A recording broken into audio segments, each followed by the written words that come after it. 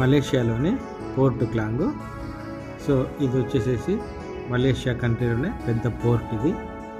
So ఈ పోర్టుకి ఎలా రావాలంటే కౌలాలంపూర్లో ఉన్నటువంటి కేఎల్ సెంట్రల్కి వచ్చి కేఎల్ సెంట్రల్ నుంచి సుబాంగ్ జాయా అనే ప్లేస్ వరకు మనకు రైలు దొరుకుతుంది.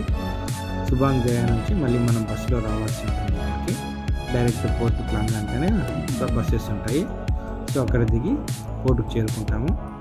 సో పోర్టు నుంచి మళ్ళీ లోపలికి బోటు ద్వారా 20 రింగిట్లు తీసుకొని అక్కడ మరో ప్లేస్కి తీసుకొని వెళ్తారు. సో రావడానికి పోవడానికి 20 రింగిట్లు. సో అక్కడ లోపల పిలుచుకెళ్ళిన తర్వాత అక్కడ ఒక ప్రదేశము. సో అక్కడ కేవలం అంతా చైనీస్ ఎక్కువగా ఉంటారు. అక్కడ చేపలు పట్టే వాళ్ళు, వాళ్ళ నివాస విధానము అంతా కూడా మనం చూడవచ్చు. సో ఇక్కడ మనం డెస్టినేషన్ పాయింట్ చేరుకున్నాము.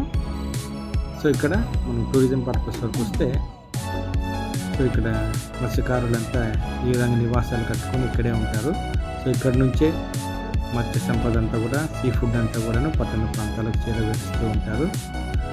సో ఇక్కడ వాళ్ళ నివాస విధానం మనం చూడవచ్చు. అలానే ఇక్కడ చైనీస్ వాళ్ళు ఎక్కువగా ఉంటారు. సో చైనీస్ టెంపుల్లో ఈ పోర్ట్ క్లాంగ్లో చైనీస్ టెంపుల్స్ కూడా ఎక్కువగా మనం చూడవచ్చు. మీరు చూస్తే వెనకాల చూస్తే ఈ పోర్టుకు సంబంధించినటువంటి బోట్స్ అన్నీ కూడా చాలా ఉంటాయి. సో ఇక్కడ ఇది ఎండ్రకాయ సింబల్ ఎందుకు పెట్టారంటే, సో క్రాబ్ సింబల్ ఎందుకు పెట్టారంటే ఇక్కడ క్రాబ్స్ చాలా ఎక్కువగా కనిపిస్తాయి. మనం చూడవచ్చు హ్యాపీగా వేలలో మనం క్రాబ్స్, ఎండ్రకాయలు అంటారు తెలుగులో.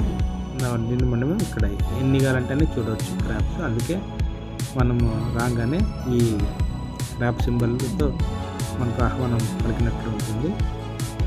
ఇది క్రూజర్ లోపల కూర్చోవచ్చు, లేదంటే బయటకైనా వచ్చి మనం జర్నీ చేసుకోవచ్చు పడవలో, క్రూజర్లో.